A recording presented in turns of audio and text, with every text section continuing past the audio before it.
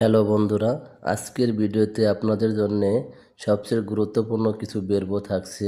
এই বেরবগুলা জানা আপনার আমার জন্য খুব একান্ত প্রয়োজন। ইংরেজিতে যেমন সাহায্যকারী ভার্ব হিসাবে অ্যামিজ ব্যবহার করা হয়, ইতালি ভাষায় তেমনই কিছু বেরব আছে এসরে আবেরে। এর মধ্যে এসরে ভার্বটা আজকে আপনাদের সামনে তুলে ধরা হয়েছে।